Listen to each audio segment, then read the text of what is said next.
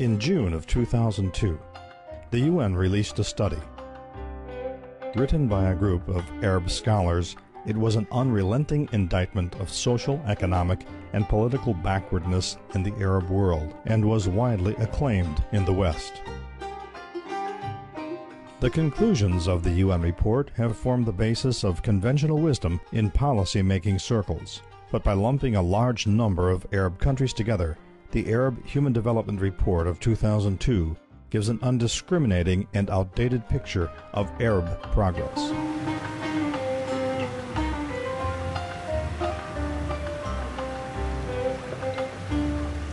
In an article in the Journal of Economic Perspectives, University of California Economist James Rauch and co-author Scott Kostyshak at Princeton challenged this unfavorable view of Arab development by looking at the Arab countries in a new and more careful way.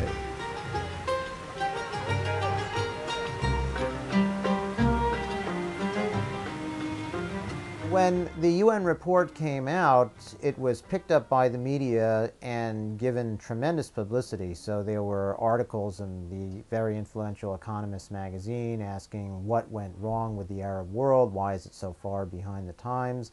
And there was even a great deal of justification given to actions taken in the Arab world referring back to the UN report. And there were articles by influential columnist Thomas Friedman saying that we should be implementing the Arab Human Development Report in the Arab world.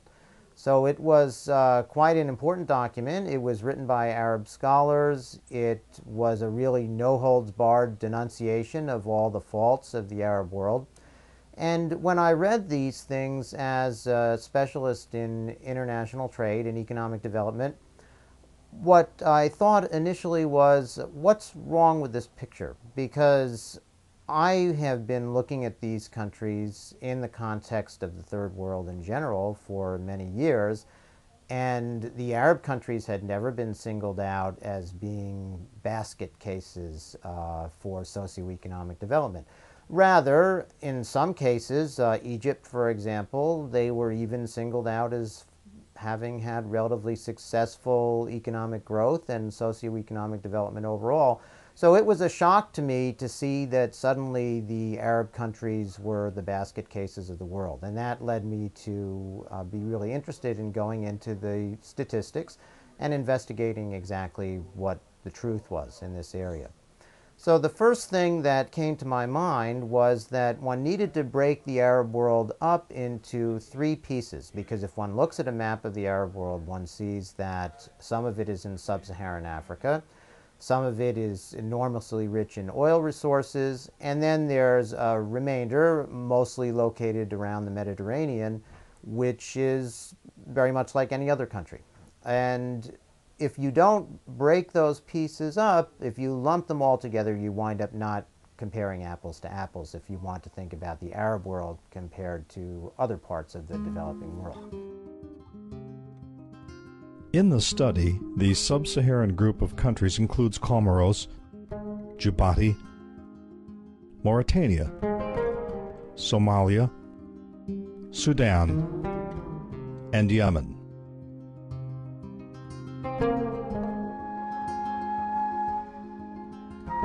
The fuel-endowed countries are Algeria, Bahrain, Iraq, Kuwait, Libya, Oman, Qatar, Saudi Arabia, and the United Arab Emirates.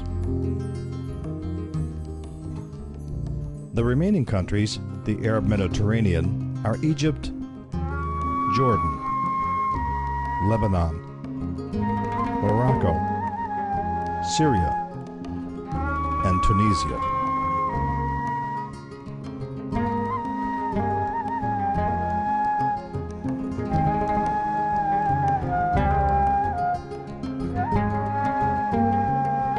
The authors did not include the Palestinian-occupied territories because they are not recognized as a nation by the UN.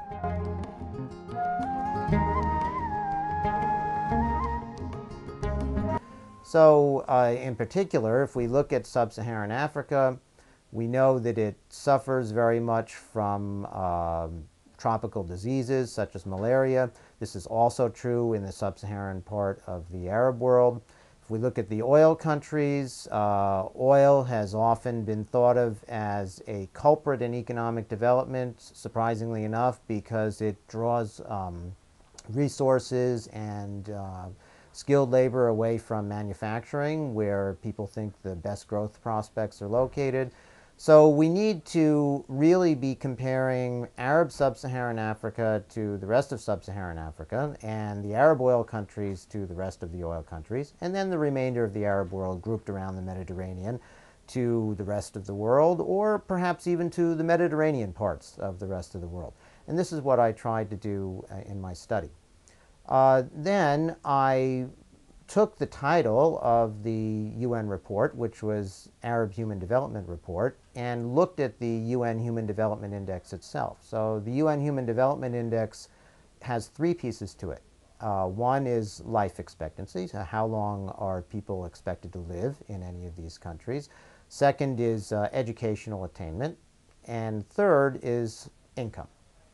So these things all have very good justifications. As the saying goes, if you've got your health, you have just about everything. So life expectancy is really critical. Education is important for opening up people's views of the world and their human possibilities. And income tells us what we can buy and how we can satisfy our needs. So these things have a long history in economics and in making comparisons across countries. So these seem to be the critical things that one would want to examine to compare the Arab world with other countries. So I went ahead and collected data, and what I found was that in all three of these areas, life expectancy and educational attainment and income, the Arab world 40, 50 years ago was in fact quite far behind the rest of the world, even matched up against their different counterparts. So Arab sub-Saharan Africa versus the rest of sub-Saharan Africa, Arab oil countries versus other oil countries, and the Mediterranean part of the Arab world against the rest of the world. These things were in fact, these pieces of the Arab world were lagging 40, 50 years ago. And what is striking is how much all those three pieces of the Arab world have caught up to their counterparts in the rest of the world and even passed them in some cases. So the most striking would be in life expectancy, where the Arab world was far behind, whether we talked about sub-Saharan Africa or the oil countries or the Mediterranean countries. And now Arab sub-Saharan Africa has substantially greater life expectancy than the rest of sub-Saharan Africa. The Arab oil countries have caught up to the life expectancy of the other oil countries, and the Arab Mediterranean has caught up to the life expectancy of the rest of the world. So the process of socioeconomic development in the Arab world has actually been proceeding at an above average pace. We can see similar things with education and with income. So in the case of education, the Arab countries were left by the colonial powers with a really remarkably low level of education. So back in, say, 1960, 1970, the average education in the different pieces of the Arab world was typically about 1 year. 1 year per person. So it was basically a situation where a very small minority of people had received an education in order to work with the colonial administrations, and everyone else had received no education at all. Since that time, growth in educational attainment in the Arab world overall has actually exceeded growth in educational attainment in any other part of the world, so that the catch-up has been very strong. It's been most dramatic when we look at the Arab oil countries compared to the other oil countries, and when we look at the Arab Mediterranean compared to the rest of the world. The Arab sub-Saharan African countries have not caught up so much, although there we only have data for one Arab sub-Saharan African country for education, and that's the Sudan. So our numbers there are not so strong. When we talk about growth in income, here the Arab world has been right around the averages of their counterparts. So Arab growth in income has been around the average of growth in income in sub-Saharan Africa more generally. Same thing when you compare the Arab oil countries to the other oil countries, and again when we compare the Arab Mediterranean to the rest of the Mediterranean.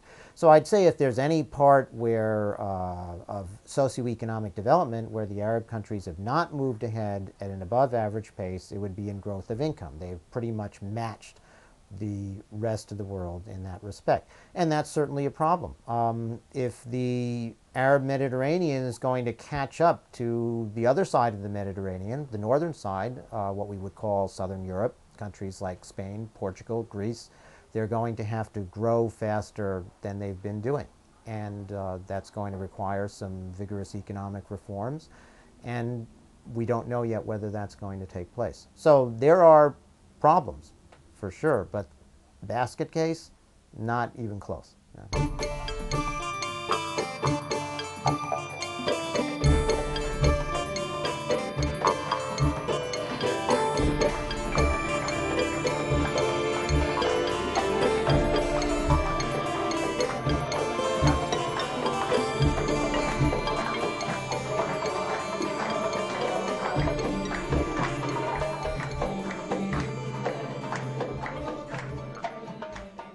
When I broke the Arab world up into these three pieces of sub-Saharan Africa and oil-rich and Mediterranean, it was a little bit of a question as to which countries I should compare the Mediterranean piece. One could compare it to the northern Mediterranean, that is southern Europe, but we know that those are very rich, very successful countries, so we might want to think also about some developing countries that are more comparable to the Arab world. And what occurred to me is that Latin America is another vast region that's unified by culture and language, like the Arab world is.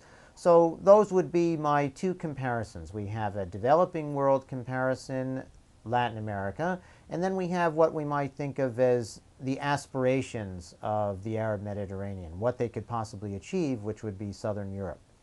So as I made those two comparisons, what I found was that if we looked at life expectancy and educational attainment, the Arab Mediterranean had almost completely caught up to Latin America in both of those areas and was rapidly catching up to southern Europe in educational attainment and life expectancy as well. If I looked at growth of income, per capita income, the Arab world was again catching up to Latin America, though was still quite a bit far behind, but was really not catching up to southern Europe. And we see that in the fact that there's so much emigration from the Arab Mediterranean countries to Europe, both southern and northern European countries. So here, there's still a major issue for the Arab countries. They need to accelerate their economic growth. When we talk about per capita income, the Arab economic growth for the Mediterranean countries has been comparable, essentially, to that of the rest of the world. Economic growth in the Arab oil-rich countries has been comparable to the oil-rich countries in the rest of the world. But when we look at sub-Saharan Africa, we actually find that Arab economic growth has been much faster than in the rest of sub-Saharan Africa.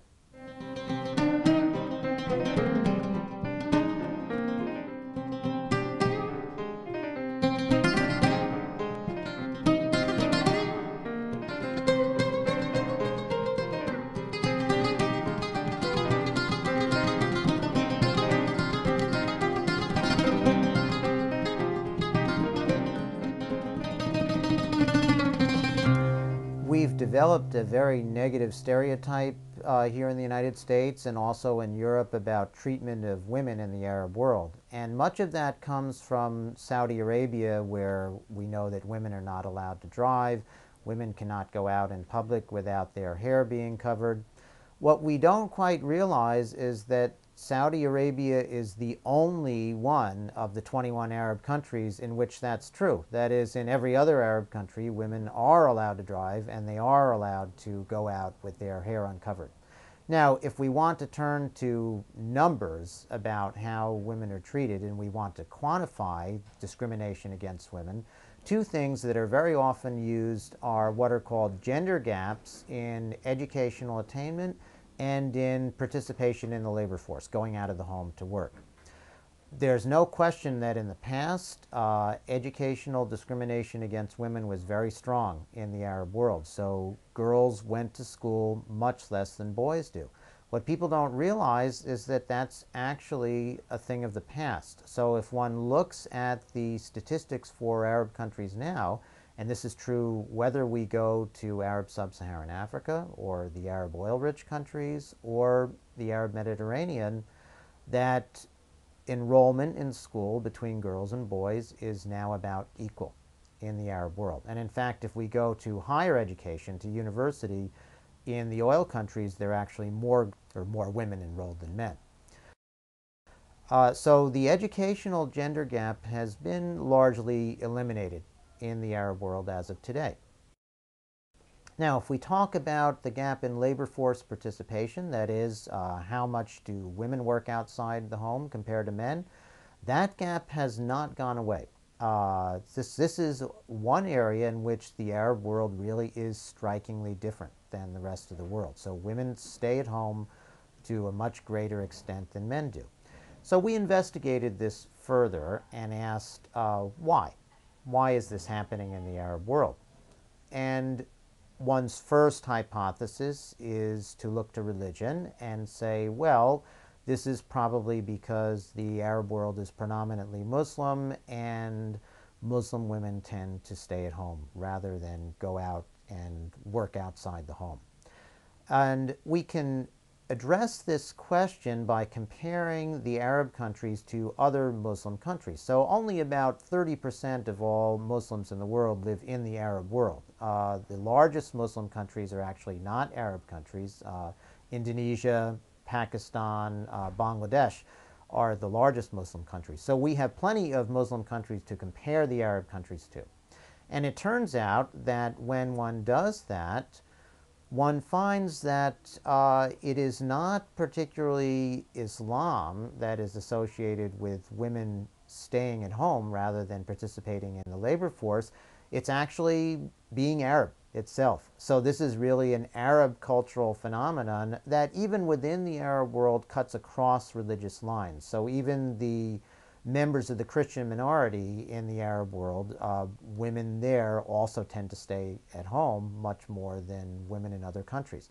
So it's an Arab cultural phenomenon, and it's something that is very much tied up with traditional family values in the Arab world. If one lives and travels in the Arab world, as I have, this aspect of traditional family values being associated with women staying at home is really very striking. So one does encounter many women in the workplace, and in fact women issuing orders to men, but if one gets to know them, one finds out that very often they're single. And what keeps the Arab women at home is a combination of strong expectations that married women should be taking care of children, and also strong expectations that Arab husbands should be supporting their families in such a style that their wives will be able to comfortably stay at home.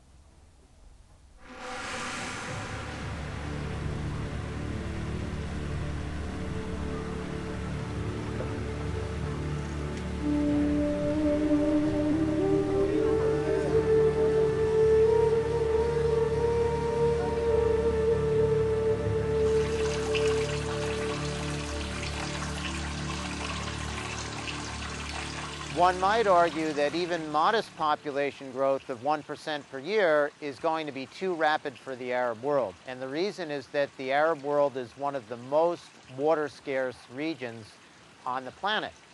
And even 1% per year population growth might strain their water resources and lead to an environmental crisis.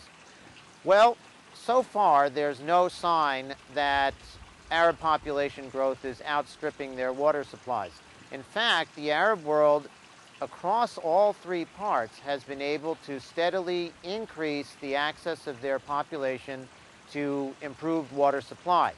Now, the exception is in the oil-rich countries. You have Algeria and Iraq, where population access to improved water supply has actually been going down. But that's not because of water shortage exactly, it's rather because of government failure.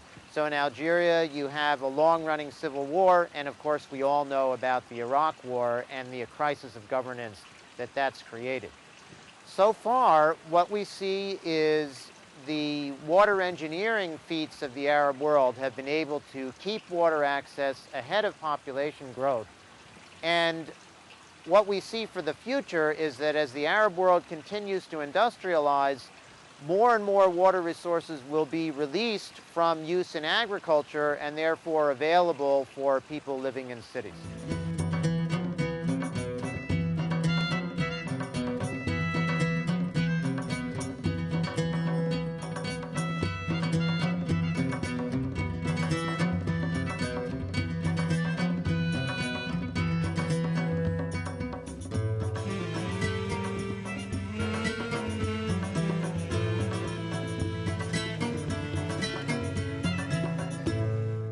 It used to be the case that the Arab countries did not educate women equally to men, but now they do, so that stereotype is out of date.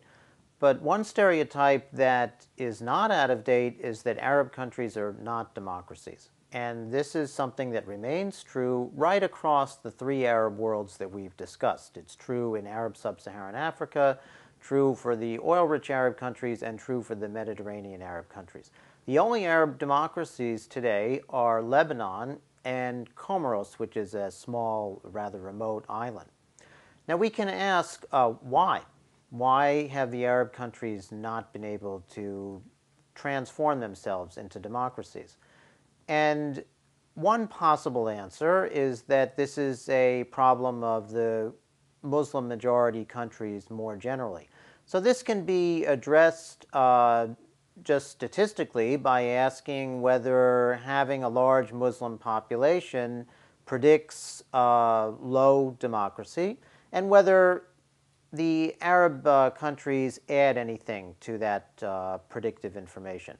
And it turns out that the Arab countries do not add anything, that in fact the lack of democracy in the Arab world is essentially explained by lack of democracy in the Muslim majority countries. Now, that's not to say there are not Muslim democracies. In addition to Lebanon and Comoros that I mentioned, there are two very important Muslim democracies, which are Indonesia and Turkey. Indonesia, in fact, is the world's largest Muslim country. Turkey is the country that, through the Ottoman Empire, ruled over the Arab world for 4 centuries. And it's really the Turkish democracy that's perhaps most relevant for future developments in the Arab world. And the reason is that Turkey is now ruled since 2003 by the Justice and Development Party, which is what's known as a moderate Islamist party. What I mean by a moderate Islamist party is a party that wants to guide its policies using what it perceives to be Muslim values, but at the same time maintain a secular legal system, free and fair elections, and respect for human rights. So far, the Justice and Development Party is widely considered to have been very successful in this regard. They've been re-elected and, in fact, increased their parliamentary presence in the Turkish government. What does this say about the future for Arab countries? There are moderate Islamist parties in the Arab world in about 5 Arab countries, but they're only legal in 2, in Jordan and Morocco. And even there, they're not really allowed to exercise serious power. The main power is retained by the king in those 2 countries. So we can ask ourselves, why are these parties illegal or not allowed to exercise power in the Arab countries? It could be that the governments simply want to repress popular opposition movements, but the governments would tell you that these parties are associated with political violence and cannot be trusted. And it's certainly true that one of the major groups behind these parties, the Muslim Brotherhood, was involved in a big violent uprising in Syria in 1982. Now, the Muslim Brotherhood and the moderate Islamist parties across the Arab world have disavowed political violence. Whether they can be trusted is something that we cannot really judge, I think, as outsiders. But I think what we can say is that it doesn't look likely that any of these parties will come to power in the near future.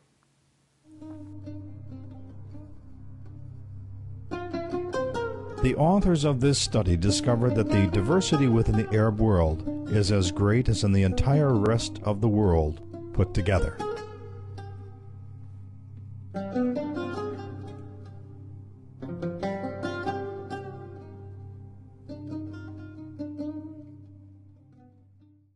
Four decades ago, the Arab world was universally behind in major socioeconomic indicators: health, educational attainment, and income. In this film, we've stressed the virtue of an apples-to-apples comparison in order to find out where the Arab world stands today. By apples-to-apples, we mean looking at Arab sub-Saharan Africa compared to the rest of sub-Saharan Africa, the oil-rich Arab countries compared to all the other oil-rich countries in the world, and the remainder of the Arab world, the Arab Mediterranean, compared to the northern Mediterranean and to the rest of the developed world. What we've found is that when we make this apples-to-apples comparison, things look very much different than they did 4 decades ago. Arab sub-Saharan Africa has surged ahead of the rest of sub-Saharan Africa. The Arab oil-rich countries are rapidly converging to where the other oil-rich countries stand. And the remainder of the Arab world, the Arab Mediterranean, is also catching up to the rest of the world in all of these socioeconomic indicators: health, educational attainment, and income. An apples-to-apples comparison gives us a much more hopeful picture of where the Arab world stands today.